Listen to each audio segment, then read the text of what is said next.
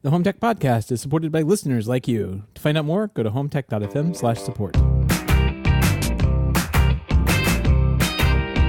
This is the Home Tech Podcast for Friday, May 25th, 2018. From Denver, Colorado, I'm Jason Griffin. And from Sarasota, Florida, go Lightning, I'm Seth Johnson.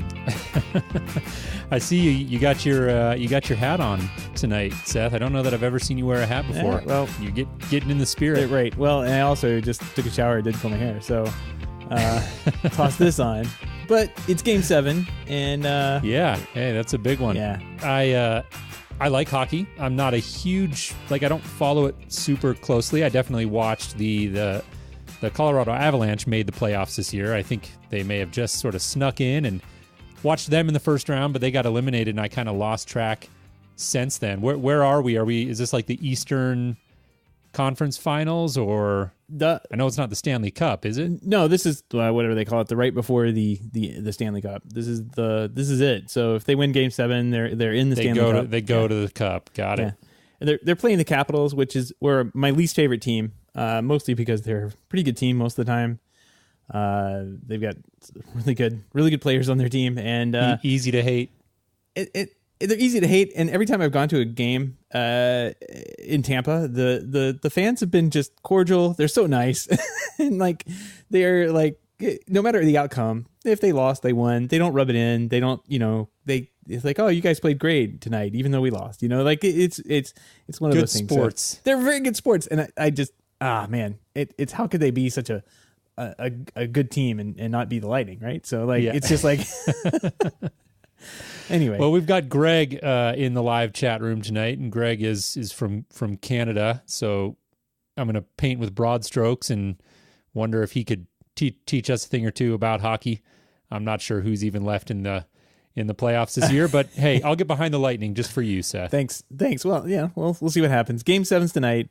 Starts around 8:00. So if we go long, I might be a little distracted. Distracted. All right. Well, we'll give you a pass on that one. Hey, speaking of just sort of warm up topics here, I saw a notification come across in our back channel, our private back channel that we use on Slack to communicate about show prep, and it's a patron bot, Seth, and I'm wondering if our fancy Seth automation system for getting patrons into our hub channel has finally been replaced. So it's fully automated now. It's there is a test there. I wonder how that happened. Huh. it just came through as we sat down. I must have hit the button or something, because there we go. You let the cat out of the bag. There we go. So this has been an ongoing thing. So when we get someone that does sponsor the show with our patron thing, they send us an email and it's like, so and so has pledged whatever, $5, $1. And then you have this dance to go through to figure out to get their email so I can invite them over to the Slack channel, right? Over into the hub. So it's kind of like a pain to do.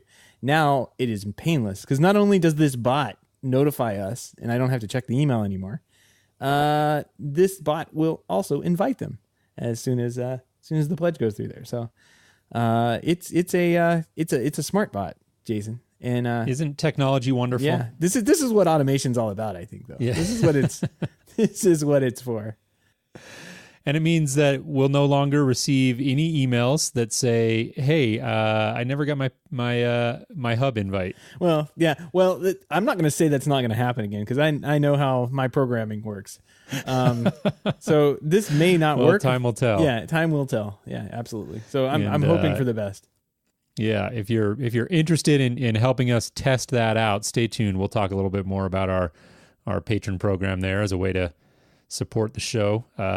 But Seth, what do you say? Why don't we start with a few home tech headlines? After a lengthy litigation process, Sonos and Sound United, aka what's that, Denon, right? Have agreed to an undisclosed settlement, ending all current legal entanglements. Sound United, the parent company of Denon, there it is, initially sued by Sonos over its Hios wireless sound system, which allegedly infringed on 4 Sonos patents back in 2014. Wow, it's been that long. Yeah. Holy cow. Yeah. So I saw this and I'm like, Sonos is wrapping everything up. they got to go public. They don't. Yeah, you don't want that totally. on your balance sheet, right? I thought the same thing, and it's crazy. I forgot this. This goes back to 2014, and we'll link to a good CE Pro story in the show notes, HomeTech.fm/212, about the winding road that's been this legal entanglement. But I suppose good for all parties and good for the consumer to finally get this, bury the hatchet here. Yeah, absolutely. So speaking of Sonos, the manufacturer on Thursday revealed plans to cut 96 employees from its workforce in a bid to boost profitability. This move comes just ahead of the expected IPO that you just referenced, Seth, which is reported to value the company in the billions. Details of the job cuts or the planned reorganization's timeline were not made available to the press. That's not good to hear. That unexpected and wow, that's crazy. 96 people. I know they're a pretty big company, but it will be 1,500 employees is what the story said. So that they had done the math, and it equates to, I guess, about 6% of the workforce. That is wild. 1,500. That's crazy. All right. More insurance and risk-related companies attend the Parks Connected conference this week. I've been seeing Julie Jacobson and Stacy Higginbotham tweeting from that. Yep. This week in San Francisco, AARP, the American Family Insurance, Amica Mutual Insurance, AmTrust, and Assurant. All the A insurance comp people went. That's good. The conference featured 2 special sessions with the subject Smart Insurance, Mitigating Risk and Engaging Consumers, and Insurance and Home Services being a trusted advisor. I saw them talking about this, and they basically said the insurance companies really want the data that comes off of these smart appliances so they can better insure your house and they get the data out of it. They can lower your premium. So they really want to get on that. Yeah, I know there's been some ongoing chatter in the hub about Bruno, good friend of the show, who's kind of gone quiet, and we're all sort of wondering what Bruno's up to these days. And Bruno, if you're listening, we'd would welcome you back more often. But I know Bruno talks about this topic a lot, and I do think it's an interesting one. Parks Associates has some research said like nearly 50% of U.S. broadband households with insurance are interested in devices that can communicate directly with their insurance company. So insurance companies want the data, and homeowners want the lower premiums that come in exchange for that. And the technology, they want that too. Yeah. So there's definitely some really interesting and big opportunities for businesses and little specialty companies to get into that niche. Moving on here, we've got Comcast on Tuesday announced the national availability of its mesh Wi-Fi system.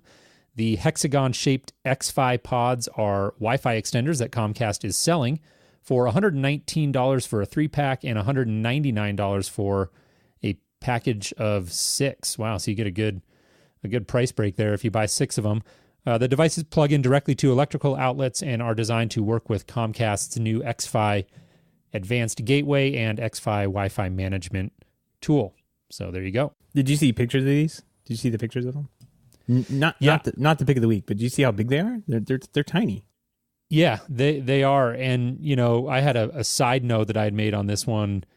If you remember, about a year ago, we talked about this. Yeah. Comcast had invested in Plume, which is a maker of these little Wi-Fi extenders. And so, I actually don't know if presumably they're manufactured by Plume. I don't know how they're, if they're branded differently or anything. I haven't read that deep into it, but yeah, if you've seen the Plume extenders, I think they look pretty similar. They look exactly the same, if not identical. Yeah. Oh, yeah. Exactly. They do. They look. Now that you say that, they look exactly like those. So this is really cool. And a great price point. I think if you're going to do the Wi-Fi, you have Comcast. You're dealing with their gateway already. May as well plug it in. Right. Novel Effect today announced a $3 million investment round to support the growth of its voice-enabled storytelling platform. Novel Effect's app uses a voice recognition technology to automatically add music and sounds to the book reading experience. More than 150 audio soundscapes are available for free if a user owns a print book. They also run in the background with ebooks. That's a pretty good idea. Yeah. Yeah, I thought this one was really cool, and I wasn't familiar with the name, but they apparently have been on Shark Tank, and they've had some successful, I think, PR and I think even some fundraising efforts prior to this. And we've gone back and forth now a few weeks recently talking about voice technology and AI technology and how that's starting to play in for children and for families, and that is starting to emerge to me as one of the interesting trends of the year, right? Seeing Amazon just came out with their Kids Echo Edition, which I read a pretty good review on this week. And I think there are a lot of really cool possibilities. And I think, I think that voice technology is something our children are going to grow up around, and they're going to use it a lot. And so anytime you see it really being optimized to help, families have time together or kids get more education, I think it's really cool. So yeah, absolutely. Moving on to something that probably won't make as big of a difference in the world: smart Tupperware. Seth, real Kickstarter here. The story from, let's see, where did I find this one? I think this was on the Verge. Reads, if you need more evidence that we are living in an increasingly and perhaps unnecessarily connected world, there's a new Kickstarter for smart Tupperware containers compatible with Amazon Alexa. The OVIE, I think it's pronounced, OVIE, Smarterware food storage system is designed to help you keep track of the food in your fridge so it doesn't go to waste. So taking the smart egg tray up a notch. Yeah. I mean, that's very interesting. Yeah, the smart egg tray. The thing went in the dumpster so quickly. That's an interesting idea. I can go check out the video. It's definitely interesting. I just don't know how useful, right? It's one of those things that I think they've got a big ball to push uphill there, but time will tell. I think I'm going to end up with a bunch of bad food in smart Tupperware. Yeah, you know how a bunch of notifications about all the bad food in your fridge. I typically check it as I just open it up and smell it. All right, tends to work. Pro tip. All right. HomeScan. I heard about this one. This is really cool. HomeScan, a simple app to show the current signal strength of all Bluetooth HomeKit accessories in your home, launched this week. The app shows users how to quickly identify weak spots and find better placement of your essential smart home sensors. To date, there's not a really good way to diagnose the issue using Apple's built-in apps, and HomeScan fills that gap by displaying a dashboard of the signal strength of Bluetooth accessories as you move around the home in real time. I saw this, and the very next comment was, "Oh, that's really cool. Is there anything that can do this with Wi-Fi?"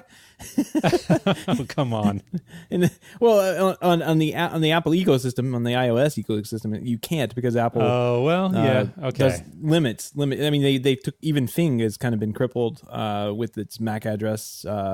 Losing the ability to look up MAC addresses. But got it. Yeah, I kind of got a laugh out of that. It was somebody asking, "Can I do this with Wi-Fi too?" Because it is a really, really good use case. This is something you need to diagnose things. With both Bluetooth and Wi-Fi. Apple, let us do that. Yeah, I thought this was a really cool story and a smart tool. I think if you're setting up a HomeKit home, having visibility into the Bluetooth network strength is really important. And yeah, I don't know that there was really a way to do it before, at least not one that I'm aware of. So kudos to the developer here, and hopefully they get some good success with that. Amazon has quietly become a major player in the subscription video sales business. Amazon Channels, the company's platform for reselling subscription services like HBO and Showtime, now accounts for 55% of a la carte direct-to-consumer video subscriptions, according to new data from the Diffusion Group. 53%, Seth, of all consumers who don't get HBO through their pay TV provider are purchasing it through Amazon Channels. TDG estimated in a new report titled The Future of Direct-to-Consumer Video Services. Pretty fascinating stuff there. This is incredible. These numbers are insane. They go even higher for some of the other TV networks. 72% of Showtime subscribers get the network's direct-to-consumer offering through Amazon Channels, and 70% of Stars. I actually had Stars for a while because it kind of came with Amazon Channels, but we got rid of it. But yeah, I just can't believe that the numbers are that high for those networks. That's got to be mouthwatering to companies like Apple, who we want to know we know they want to have something like this. Google video, the Google like YouTube definitely wants to do something like this. Man, this is crazy. Those numbers are insane. I'd have thought that people, if you want HBO, like you go to the HBO Now website and just get it that way. But no, you're on Amazon, Right. you click the button, and now you have HBO on your horrible Amazon app. Wow, that's just insane. Those numbers are insane. They are, and I'm a little embarrassed to admit this, but I frankly have no idea like how the user experience actually works. Like, is this something you order on like your Kindle, or is it through like the Prime TV app on an Apple TV, or maybe it's both? Like, I don't even know.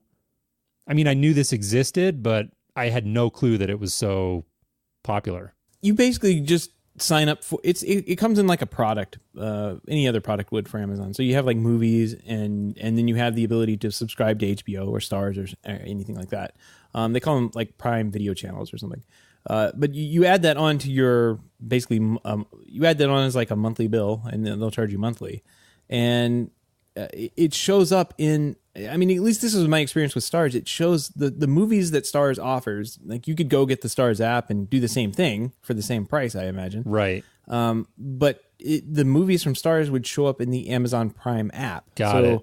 They were in that horrible user experience, and you'd have to go over and find, this is offered through Stars. I'll watch it. And I never liked that experience at all. But I know that that's what a lot of companies, Apple, Google, they all want to have that like one-stop shop where you go in and pick a movie from, or pick a movie and you don't really care where it comes from, right? Yeah. It's playing off Stars, it's playing off HBO, who knows? Yeah, incidentally, the only experience I've ever had with Amazon channels was a couple of weeks ago. We had like this charge show up on our bank account for like $10, and I wasn't sure what it was, and kept an eye on it, checked in on it in a couple of days, and like it was still there. I thought maybe it would clear. It was like in pending or something.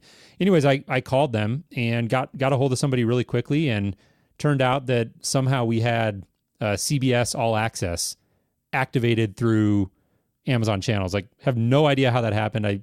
The only thing I can think is like somehow my kids got into something on the app and clicked through to something, but in any event, they canceled it easily and refunded it. But yeah, that was my first exposure. I was like, what do you mean Amazon sold me CBS All Access? I was very confused, but they got it canceled for me, and that was that. So apparently this is a very popular offering. I'll have to, just out of curiosity, if nothing else, dig in and understand how that works a little better. Even Amazon's trying to get you to cut the cord, Jason. Yeah. You're gonna have to do it. It's a sign. Yeah, I know. You know how fast I am to get things done around here, Seth. It's gonna happen though. Man. It's gonna happen this summer. Let's talk about this one real quick. Best Buy just unveiled a new Total Tech Support membership program for $200 a year. Members enjoy unlimited Geek Squad assistance with all of the gadgets and gizmos under your roof. It doesn't matter where you bought the gadget from. It doesn't matter who you bought it from. If you're enrolled, the local Geek Squad will come out and help you troubleshoot it when things aren't working. After an initial pilot run in hundreds of thousands of customers across 10 major U.S. markets, Total Tech Support is now available nationwide. Yeah. This sounds familiar, Jason. This is really, it's fascinating story to me on a professional level, right?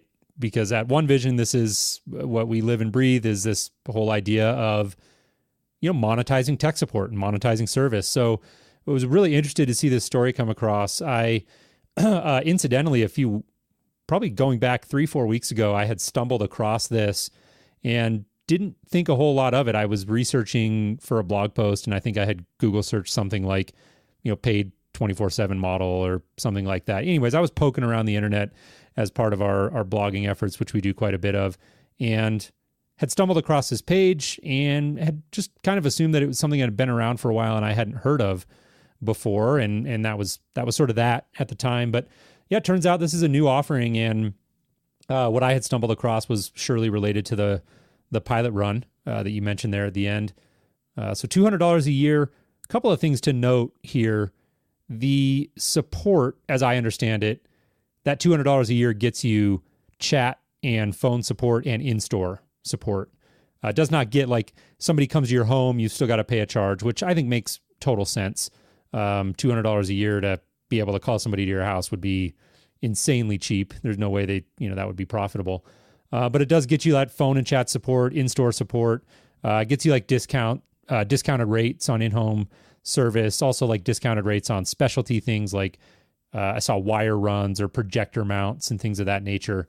So there's certainly some value adds here, and I think cool to see. I believe that these sort of models of moving to a paid support model and service model in the smart home are absolutely going to happen. It's just a matter of when and the timing and what the offerings look like and what they include. But I think overall there's a value add here, and I'm curious for your thoughts on it, Seth. I mean, what immediately first came to my mind is like, I could buy this for my parents. Like, just like if you guys ever have a problem, just go to Best Buy and they'll take care of it for you. I mean, you're paid up. It's funny. So, it's funny you mentioned that, because that like literally will link to the site. If you go to the Total Tech Support site, there's a couple of little videos they've got on there that explain the product, and that's literally to a T like what one of the videos is. It's like a middle-aged woman, and she's, younger middle-aged woman, and she's starts out the video, my mom has been calling me for tech support so much lately, and there's some validity to that for sure. I think that represents a target market for them, I would assume. Yeah, I mean, it's hard to do tech support, especially with iDevices like iPhones and iPads, which can give you problems because you're just over the phone trying, all right, now poke this setting here. What does it say? And I'm just blind. If it was a computer, you could do like a remote desktop or something, possibly, if you could get that up and going. But with iDevices, you're just kind of like following along your phone, trying to walk them through a crazy amount of like settings that really, you have no idea what the other end looks like, and it can get kind of frustrating sometimes. So this is this could pay for itself for some people. So certainly. I think probably there are a lot of people who listen to the show who are in that same boat where parents or other family members call. We're kind of like the de facto family tech support people, right? I get calls periodically from my sister, who's one of the brightest people I know, but has an issue with her Wi-Fi that she's pulling her hair out and can't quite get to the bottom of, or had a data, I think a while ago, lost some data on one of her computers as a result of a failed update or something. So there are definitely like valid use cases here for a lot of segments of the market. The plan, I think, does include some form of data backup, also like some sort of cybersecurity offering for up to 3 devices. So there are some additional features like that. And Geek Squad is pretty, Best Buy is pretty darn comprehensive. So going on their Total Tech Support page, it's a little overwhelming, I got to say, from a design perspective. They probably could rein it in a little bit, but there's a lot that Geek Squad can do. They mentioned things like appliances. I think appliance troubleshooting, appliance repair were some of the things I saw on there under like the specialty services. So pretty broad reach, right? Yeah. And that's Best Buy's scale coming into play right there. Yeah, it's a fascinating move. I wonder how successful it will be nationwide, because there's, like you said, there's a lot of different facets and angles that you can come at. From a business perspective, you can come at it from a in-house tech support perspective, or even as just a regular consumer walking into a Best Buy, not sure what they want to do, like paying $200 to have somebody that you can always call. And what's interesting about that is like that's kind of like what dealers do right now, right? Like they have that 24/7 tech support model, but they're not charging them $200. So it's an interesting world we're living in. For sure. Well, it's exactly what we're at One Vision. We launched our Essentials Plus program not long ago. There was some articles in CE Pro and Resi Systems about that, and it is very similar in a certain regard, right? Yeah. It's that idea of providing high quality tech support is not easy, and it's not cheap, and it's increasingly becoming something that in order for businesses to really keep that quality up and keep that availability to 24/7, the models are evolving, and that's a natural progression. And I think that for the professionals in the audience, for the home technology professionals out there who are looking to make that leap and implement strategies around monetizing service, this should be a welcome sign. Best Buy sort of starting to set a precedent on a national level, and integrators out there are very well positioned to provide, I would argue, a much higher personalized quality support experience than your average Geek Squad team. Now, I'm painting with broad strokes there, and I'm sure there are Geek Squad people out there who are phenomenal at their job, but you get national companies like that, and the quality is going to be all over the board, and it's not going to be necessarily that same focus on personalization and high touch that home technology pros can add. So, Right. From the professional angle, this sets a great precedent and is something that I think everybody should be paying really close attention to. Yep, absolutely. Some real-time follow-up. Cody in the chat room said, thinks there's an iOS version of TeamViewer now. And I found something on their website. It looks like what they're doing. You still have to have the computer, and you can basically AirPlay your iPhone screen over to the computer, and then you're basically seeing what's on, with TeamViewer, you're seeing what's on the screen share. There's a lot of moving parts there, and I don't think that would work exactly in my use case, but it's definitely, it's better than nothing. So that's actually pretty cool. Right. Well, and we talked a couple of weeks ago about, again, going back to OneVision, we recently launched our live video streaming support. So obviously, if you're troubleshooting an iPhone issue, like that's not directly what you're talking about, but just generally, broadly speaking, about tools to make remote tech support more efficient are fascinating to me. And I think we're going to see more of them. And I would be shocked if Best Buy didn't have a story come out at some point in the near future about having some sort of offering like that, right? Where Geek Squad can spin up a secure video call right into your phone and, have eyes and ears on your issues. And these are the sorts of technologies that you start to see certain companies adopt, and it's just the tip of the spear. So those sort of remote support technologies like TeamViewer or like video streaming support are the future of tech support in the home. And it's up to, everybody who's in the business of the smart home to figure out where they fit into that puzzle. I may have misspoken. It looked like that's what they were doing, but they're what they're doing is recording the screen and then sending that recording of the screen through the TeamViewer backend to the technician. So that's not as bad, but like you said, the technology is getting there, and it's making this remote tech support and possible, and better quality tech support possible. So this is all pretty cool. I'm interested. I bet Best Buy is probably using something like this. Yeah. Right? And like you said, it's not just for the pros, right? Yeah. It's for, helping your mom or your dad or your brother or sister or uncle or spouse, or, these tools are going to increasingly make their way downstream and into more and more people's hands. And that's a great thing. Yeah, absolutely. All the links and topics we discussed tonight can be found on our show notes at HomeTech.fm/212. While you're there, don't forget to sign up for the weekly newsletter. That is, GDPR compliant or whatever it is. We are GRGG, whatever it is. Something like that. Yeah, we're updating our privacy policy right now, guys. Wink, wink. Don't sue us for none of our profits. Let's see. While you're there, don't forget to sign up for weekly newsletter, which includes even further analysis as well as other industry news that may not have made the show. Again, the link is HomeTech.fm/212. Yeah, I don't think we represent a very big target for lawsuits, but you never know. All right, we've got a pick of the week. Actually, two, sort of. We've got one that's two, sort of. These came from Jason. This we got to start with this. It's my first time. That's right. This first one that's actually a picture is a real gem. And believe it or not, I was actually on Twitter in the last week and happened to stumble across this one. I was pretty proud of myself.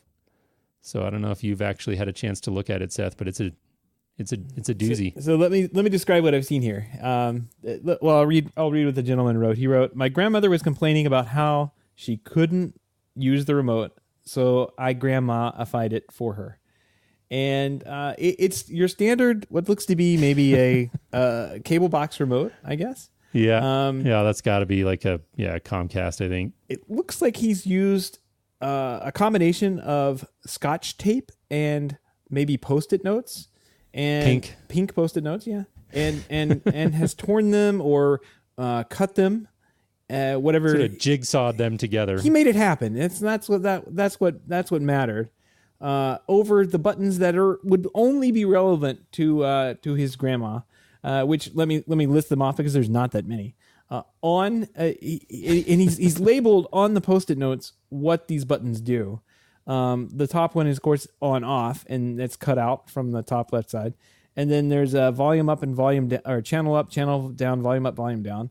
And then one button that says last, which I guess he has kind of needed to tell her that means undo. Undo. Yeah. So, I love that. And of course the numbers are all there. Everybody who has ever seen one of those touchscreen remotes like the Neo has always complained it doesn't have the numbers, blah blah blah. And I just like, when have you actually used the numbers? Well, Grandma still uses the numbers to type them in. So, the very like the cherry on top of this thing is at the bottom. He's actually taped a Post-it note completely around and hand scribed in legible letters, large legible letters, PBS 522. And that is just, that's beautiful. That tops this thing off.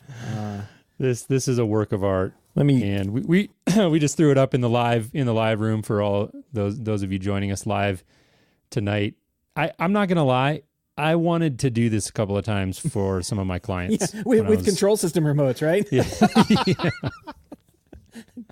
It's like, I don't know how much easier I can make this or how many more times I can explain it. Right. We've all been there.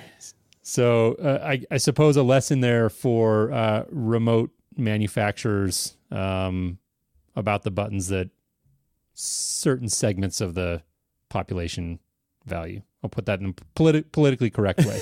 The flipper. The flipper. I like Greg that. just upload. That's good. There you go. Less is more. Yeah, I mean, if you look at what the new stuff is using, it's all up, down, left, right. The concept of channels is gone, right? Like, I can't think of the last time of course I'm not doing anything that we use it less and less here. Yeah. I mean, I still use it periodically. Like, an example I can think of is, we've still got DirecTV here, and the last couple of nights there's been playoff basketball on. And so I'll walk into the room and turn on the TV and it's on a different channel and I'll hit 206, right? Because that's ESPN.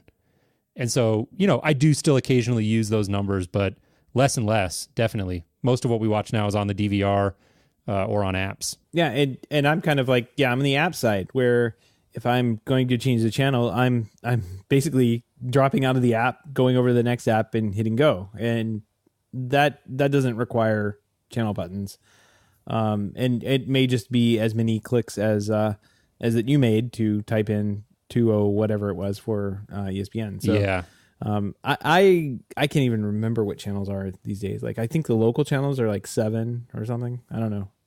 They just show up too. So there's probably about 5 yeah. that I know, right? And ESPN is one of them, and there's a handful of others, but usually they revolve around sports. Yeah. Right. Like I can never retain the information, but like come October when playoff baseball is on, I'll remember, I'll internalize what TBS is for like 2 weeks. Right. And then it goes away. So nice. That'll all change. I'm going to cut the cord. You guys can hold me accountable. I'll get it done this summer. Yep. Well, a real pick of the week that you came up with here, kind of last minute. I don't know. I'm not too sure. Is one of these digital trend smart home videos. I think we talked about these before with like they did one. We did with Control 4, and now they've got one with Savant, and it's a slick video, man. It's really nice. Yeah, it's really cool. It's digital trends. Let's see. I forget what they call this. It's something. Connect My Crib. Title feels a little like early 2000s, but MTV. Yeah. But I love the series, and the reason why is it's so uncommon in, I would call it like I'm using air quotes here, mainstream tech press. So, the digital trends and The Verge and Engadget and, those websites of the world. You see a ton of smart home stories these days, but by and large, they revolve around consumer and DIY, and rightly so. That's mostly their segment, and that's where a lot of the innovation and development is happening. But it's still really cool to see periodically they've come out with these videos, and they did 3 previously where they were highlighting a Control 4 installation, and this one is a Savant installation, and like Origin Acoustics, which is a big in-wall speaker company, is in there, and a couple of other brands that I think they mentioned by name. But point being, seeing a professional installation with all of the in-wall speakers and the full, racks of equipment and stuff like that, you don't see nearly as much on those sort of websites. And so I always think it's really cool when you do, because as somebody who worked and still works in that industry, I think you lose sight a little bit of how small of an industry it is and how outside of that industry, how few people actually know, what those installations look like. And I love seeing them on this website. It gives people a little bit of a glimpse for what goes on at the very high end of the market, where things have to be a little more specialized and the infrastructure has to be a little bit more robust. So pretty cool to see. Right. It is a good video. Like they've gone through. There's actually a nice clean looking rack in there.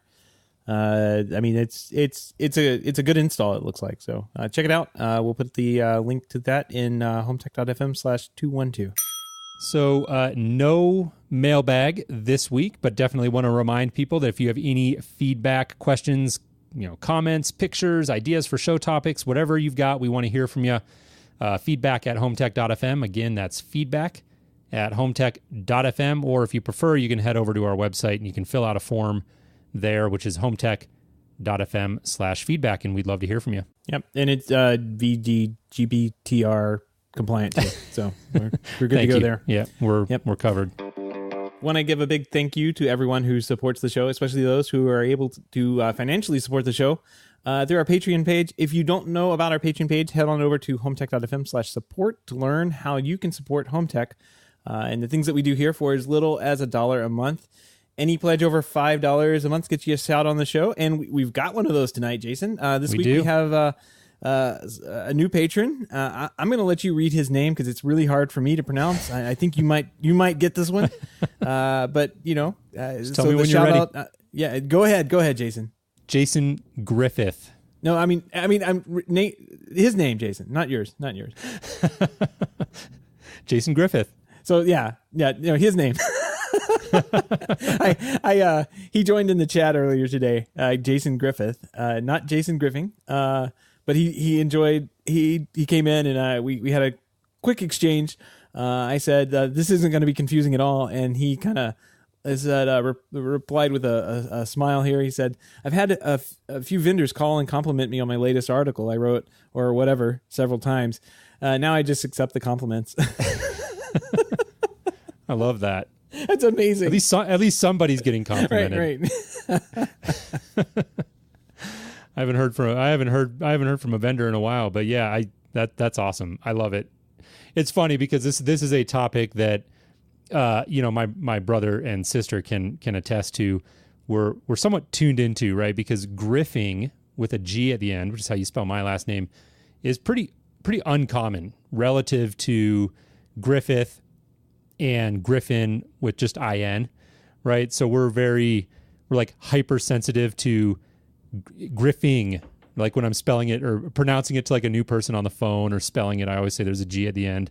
So it's funny when you're kind of ribbing me there. No, his name, like definitely tuned into that. But that's awesome. Jason, welcome aboard, and thank you so much for the support, and we'll look forward to having you as part of the community. We really, really appreciate it. Yep, and as Chris Gamble in the chat said, we need you, Jason Griffin. Yeah, to if there's actually, a Jason Griffin out there listening, that'll give us the trifecta. That's right. Absolutely. So, if you want to help support the show but can't do it financially, we'd appreciate a 5-star rating on iTunes or a positive rating in the podcast app of your choice. Of course, we'd prefer 5 stars. But if you want to give us a 4-star, you can. Yeah, what kind of animal would do that? Savages. Yeah. All right. Well, that'll about do it for us this week, Seth. We do want to tease I've been getting back into booking mode here and trying to get some guests lined up. And really excited. Next week, we've got a friend of the show, Alex Capicilatro of Josh AI, coming on to join us. We thought it would be a good time to touch base with him. They've got their new Josh Micro that they just came out with.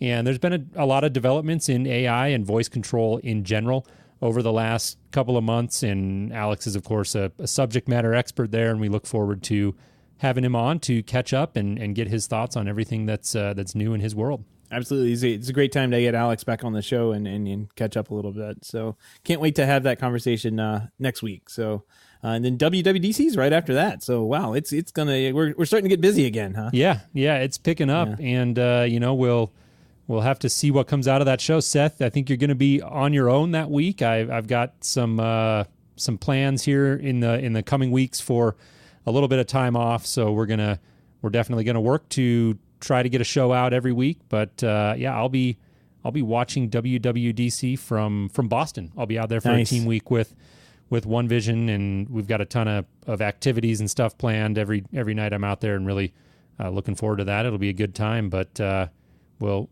see if you can hold down the fort for WWDC here on Home Tech. Yeah, we've got some friends that may be able to join us too. Hey, absolutely. I also want to give a shout out. Like I'll be up in Boston. Come up in like July 16th or 17th, somewhere in there. If anybody lives in that area, wants to grab a beer later at night after the kid goes to sleep, I'll be more than willing to find a place to have a beer, especially in Boston. I'll be in Maine. I'm going to road trip. I'm going on a road trip. HomeTech.fm road trip. So there you go. The national tour. Yeah, Portland, Maine. I hear there's some pretty good breweries up there too. So if anybody has suggestions, let me know. I am all ears on this because it's my first time to kind of go up to that northeast corridor and explore. Cool. You guys are just going to sort of motor around and figure it out. Yep. Like on the fly type of thing, or maybe just a little bit ahead of time. Maybe a little bit ahead of time. Keeping it loose on this one. Yeah, it's mostly like a family reunion up in Vermont. Beautiful country. Yeah, beautiful up there. Hot in the summer. It doesn't seem like it should be, but it's hot up in the summer.